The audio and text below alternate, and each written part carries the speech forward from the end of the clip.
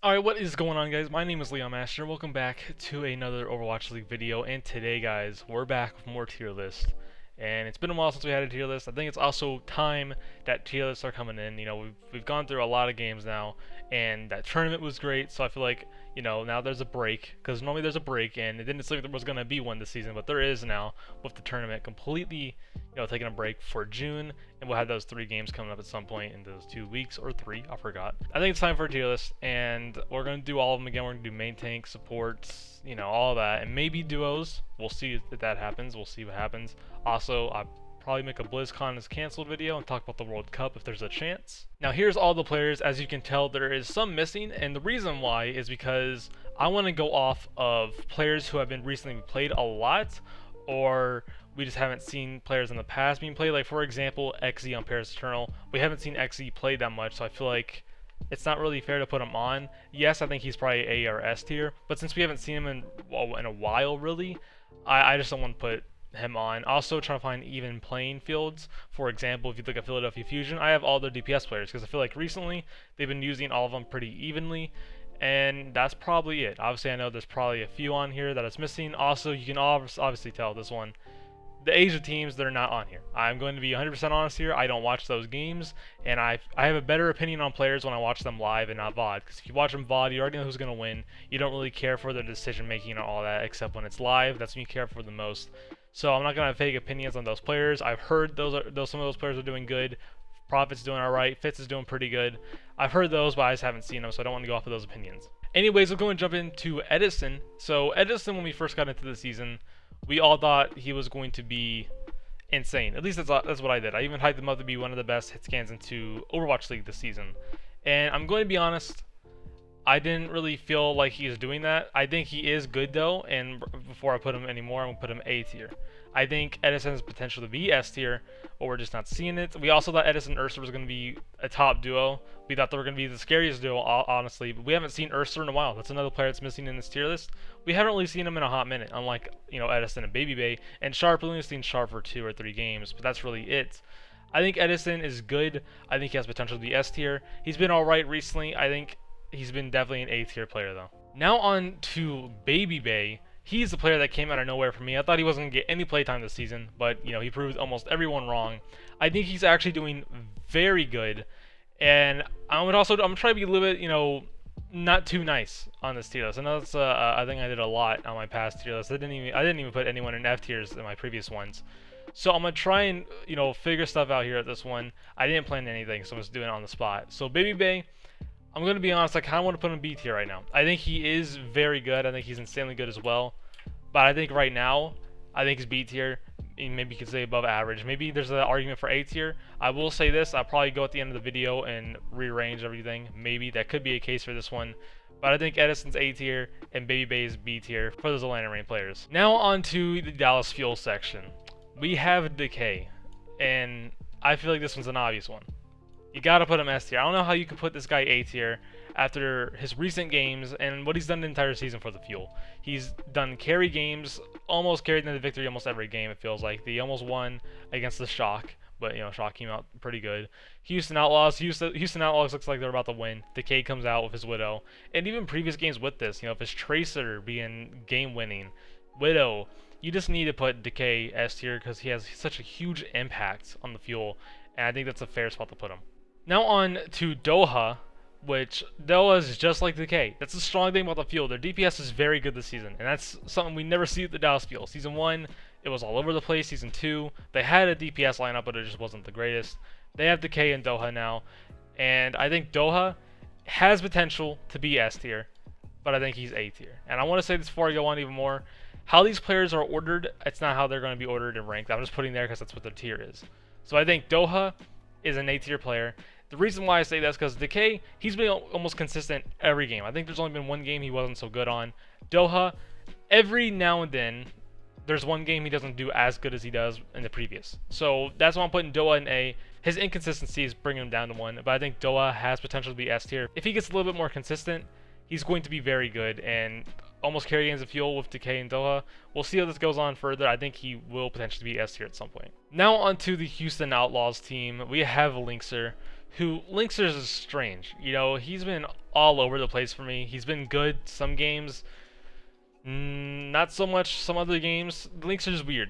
And I right now, the tier that's calling me for Linkster is got to be C.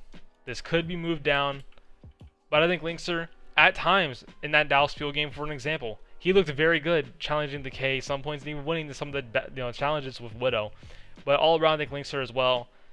You know, he is starting mainly with Dante, and I think Linkster has been very good for this team for a little bit, but he also has been very bad. I don't know, Linkster's just a strange one. I think he is pretty average right now. There's an argument for him to go above average. We'll see where this goes on. Now we got Dante, which Dante's been very good for the Outlaws ever since he joined back in Season 2. And I think this one's going to be a weird one to place, because I feel like he's A tier, but I don't want to fill the A tier up super much right now. So I might put him B just for now, but he's been very good for the team. And I think he's at least a B, and when I'm looking at it right now, I think it's actually pretty perfect for him to be in B right now. But there's a chance of him going to A. But we're going to put him in B right now. I feel like that's a good option. I think Dante's been bringing a lot to the team. His Echo especially has been one of the best next to others. You can even argue Doha has been having a good Echo as well. There's so many good Echoes right now, some decent ones. We'll just see where this goes on. You know, that's the thing is always to say when it comes to the tier list. But I think Dante could easily be an A tier. Now on to Shaxx.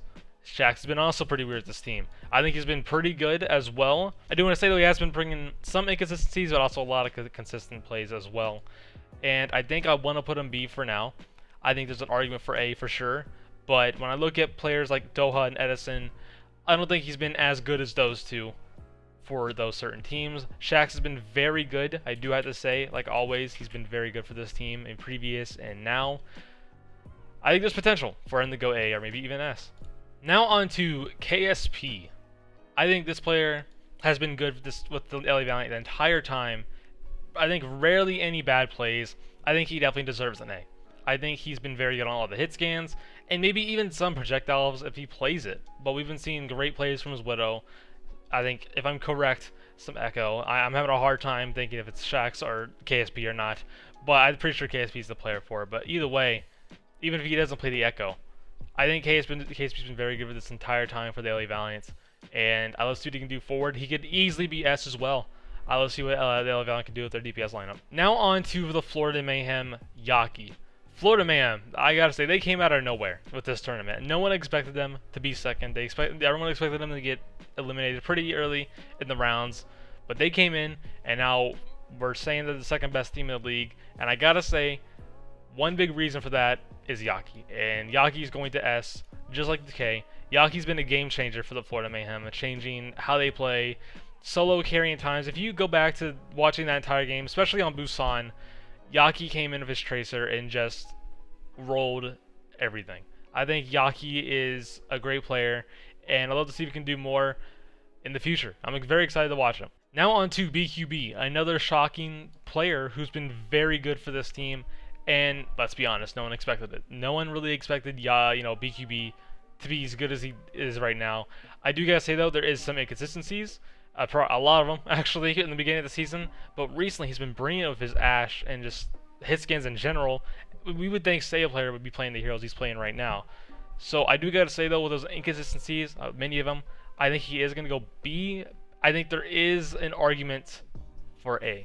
Like I said, I don't want to fill up all these spots. B's already getting pretty full, but I think BQB is at least B or up, and Yaki's got to be S tier. Now onto the Paris Eternal. This one's going to be weird to rank. I actually have no clue where I'm going to rank him right now. Nico, who's been pretty interesting recently, actually. You know, in the beginning of the season, he came out swinging. He was actually very good.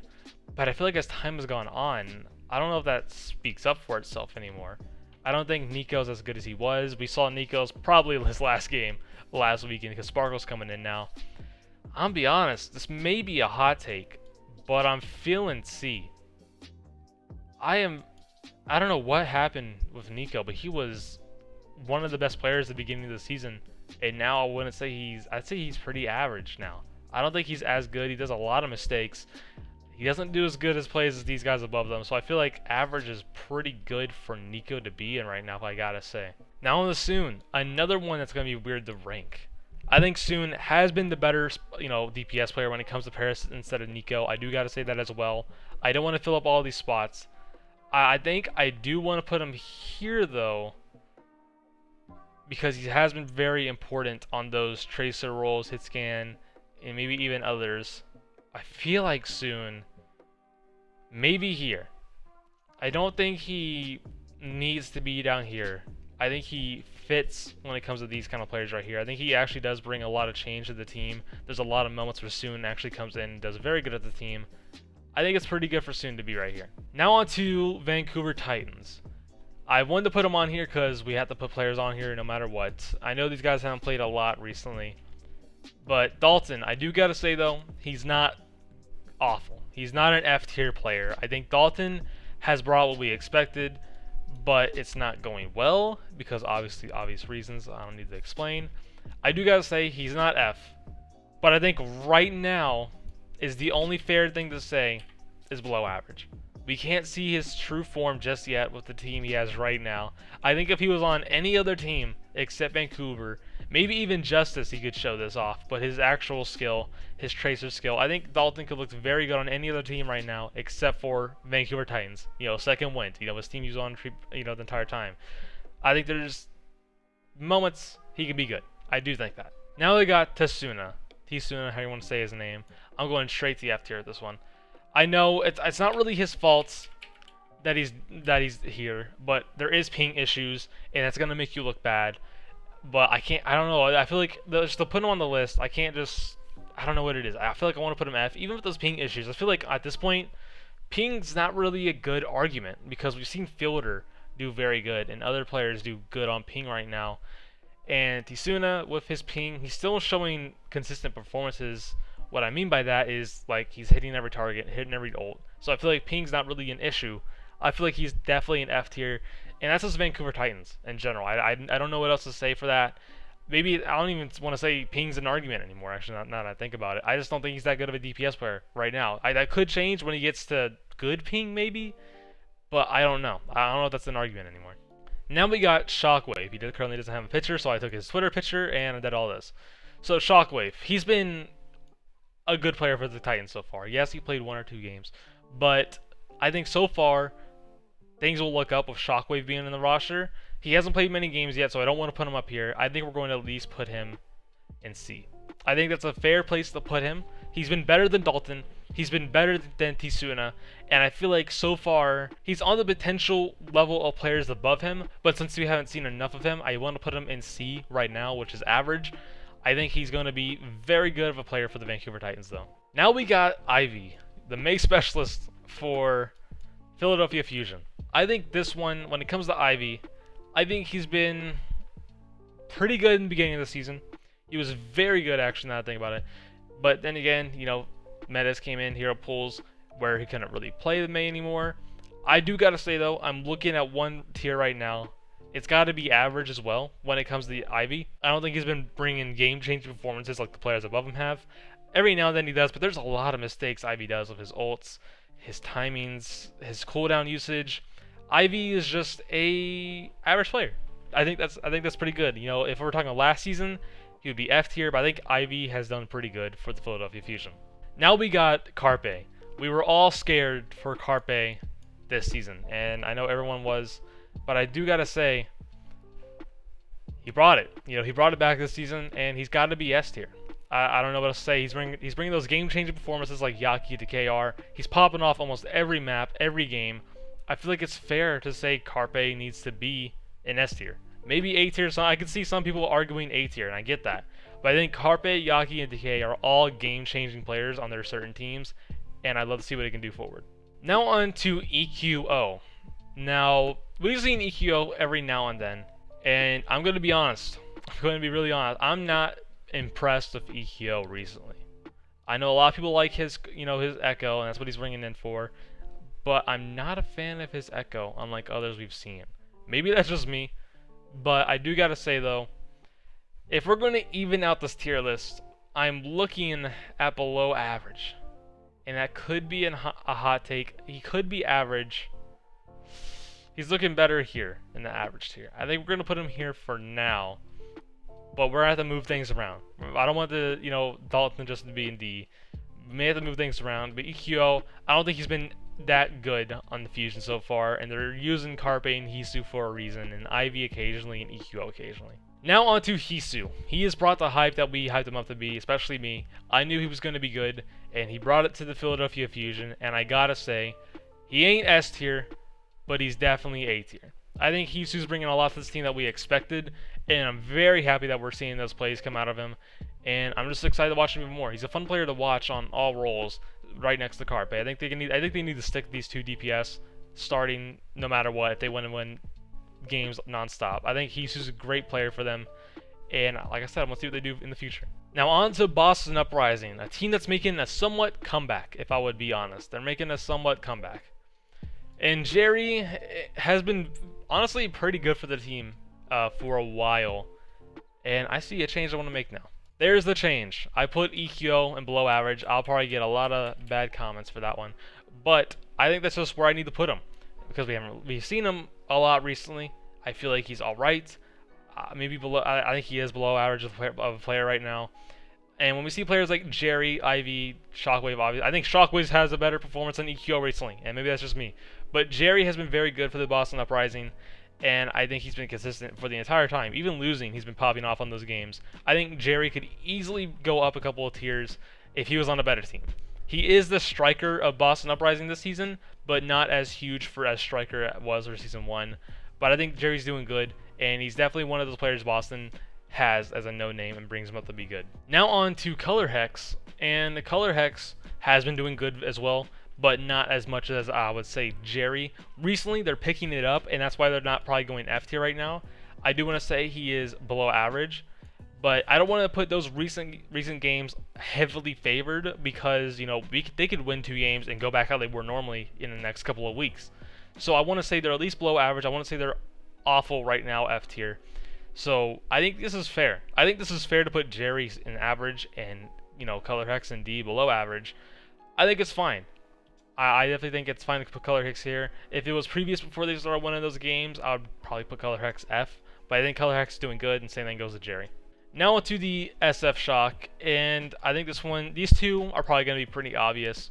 But if I was going to bring in some spice, what do I want to do here? I'm looking at Rascal, and Rascal, I don't know. I think it's just, I don't know what else I can say here. I feel like it's just not right to put both of the Shock players in A. Honestly, these guys have been game-changing. Ance especially. Ance came out of nowhere, it feels like, and Ance has been very good for this team. He's been hitting every shot on McCree, Widow. It's just been, everything's been good for Ance, especially in the Shock and Dallas game, and the Shock and Florida game. Ance has been very good, and I did not expect Ance to bring those games. If I was going to bring someone down from the Shock, I'd probably put Rascal in A, if I was going to be honest. I think these two are still good, though, S-tier players. I think it's always going to be obvious when it's a top-tier team, especially if it's a winning team like Shock. I think it's always going to be obvious those players are going to be in S all the time. Now on to Birdring, a player that made a comeback. Let's be real. He made a comeback from his previous seasons of not doing so good, and now he's doing pretty good, I would say, at least. So Birdring, I gotta say, the tier it's calling me is got to be B, above average. I think he's been very good for the Gladiators so far. Been, I would say, consistent the entire time. I can't think of that many bad games Birdring has done. I think he's been very good for this team. Occasionally in moments, especially when he needs to clutch up. We've always known Birdring for doing a good job clutching up in situations back in London Spitfire. And I'm excited to see what happens with this team later on. I do got to say though, Gladiators are kind of going down in the rankings. I would say even power rankings. So we'll see where this goes on with the Gladiators DPS. I think Birdring is at least a B. Now on to Mirror, a player we've all been pretty about. I'm going to be honest. We haven't been really fully confident with him. So when I look at him, I want to put at least average. I think he's definitely an average player when it comes to the Gladiators. I don't think he brings as much of a play as he does on like Birdring. I think there's always potential for Mirror to pop off. He does occasionally with his Doomfist as well. Let's see what he can do more in the future. I want to see him do a lot because everyone doubted him and people still are doubting him. I want to see what he can do. I think he'd definitely be up there and at least be an A, but I think he's definitely an average player right now. Now on to Zik, and it could be unfair putting them in this list, But the reason he's in this list is we haven't seen Sure 4 in a while, and also agilities. I feel like we haven't seen him in a while as well. So Zik is going to be in here. Who knows if they're going to fully sign him or not. This is a video made before. If they do end up signing him fully, I don't know. But Zik, I gotta say, has been very good for the Toronto so far. I think his contract is potentially up though. He has a 14-day contract, 2 weeks. So it's probably up if they have not fully signed him yet. But I gotta be honest with his recent performances. I think he's been doing great on the May. But I think I'm going to put him below average right now. I don't think he's F. I really don't think he's an F tier player. I think he actually looked good the times Toronto played. It made the games actually somewhat close, and I think it's all because of the Zik. We haven't seen him enough where I can rank him higher. Maybe C. You know, if he had an outstanding performance, he could easily go higher. But I think Zik's got to go at least below average, D. Now we got Logix. You know, we always wanted to see him do what he did in Florida Mayhem. He's kind of doing that now on, you know, Toronto Defiance. But I gotta say, he's not as impressive. I know he's been impressive. I take it back. He's been good, but not game changing. I would say, you know, when I look at game changing, I look at B and above. I'm looking at C at least. I think he's been doing pretty good. I don't think he's been carry. I don't think he's been good carry, if that's what I would say. Unlike, you know, the K, Yaki, Carpe, those players are carries. It feels like Logix. Not so much. There's a lot of mistakes Logic does. I just don't think he's a B or up player. That's just gonna be my full honesty. Now we got Stitch on the Washington Justice. He's not been fully signed yet, but we don't know that. We don't know that at all.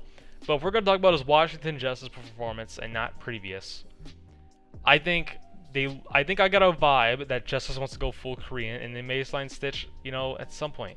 This one's hard to rank actually. Because Justice, even with the Janu and Stitch signing, I'm going to be honest, they still didn't look that good. And I'm looking at putting him in below average. And also, this is another ping issue. I don't think ping is honestly an argument anymore, since we've seen Fielder do good. And especially when Fielder plays Ana, when you're on 200 ping, that's very hard to do.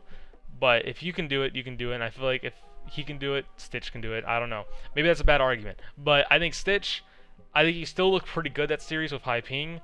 I also think you can do more to Justice if he gets signed. That's the argument, if he gets signed. But when we're talking about his Justice performance, I'm going to be scared people skip this and don't hear this. This is his Justice performance. So I think it was a below average gameplay. I don't think it was awful. I think there's an argument for C, but also keep in mind I'm trying to stretch everything out. But I think B is a good spot for Stitch.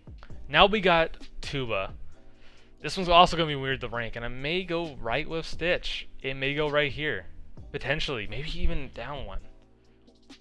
Tuba has not been, in my opinion, good the entire season. You know, he may go F. I think this is going to be a player next to this. I have not been impressed with Tuba at all this season. He's not been doing very good. Unlike Corey and Stratus when they were in, I can't remember a single time Tuba did something good. I'm gonna be on. That sounds mean, but I'm gonna be honest. I can't really remember anything. And I think that's gonna be it potentially. Let me scan through the list real quick and see if I want to change anything. I'm gonna keep it like that. You know, I always say I'm probably gonna change it at the end, but I never do because I actually like where I put my players on this list. I think that's a perfect S tier. These are game-changing players on their certain teams. Decay has been outstanding on the Fuel the entire season, like no doubt about it. Yaki, especially recently, he's been very good. I do gotta say his May gameplay, not so much. But when he's off the May, Yaki just performs out of this world. Carpe, insanely good the entire season. Rascal, Ants, what do I need to say? They've been very good. When Ants first came into the season, I wouldn't say as much, but when he started to pop off, he's been doing it very good, and that takes him up to S. If he wasn't popping off that much, he'd probably go to A. Edison, I think that's perfect. I think there's potential for him to go to S. Doha, you know, I think all these players are in a perfect spot. I think Stitch, if he does get fully signed to the Justice, if we see better performances, Stitch could go up, but right now, I think Stitch is probably below average of a player when it comes to the Justice. Tuba, not so much. Anyways, guys, that's going to be for me. I hope you guys enjoyed. The next one will be the main tank tier list because you guys dominated the voting list when it came to DPS, and main tank will be next. And I think it's main support or off support next, but I don't know. I'll check the voting list in a second. But main tank is going to be next, guys. I hope you guys enjoyed. Don't forget to join my Discord down below. Also, don't forget to follow my Twitter and my Twitch, and don't forget to hit that bell. And don't forget to leave a like, comment, and subscribe down below. And I'll see you guys on the next one.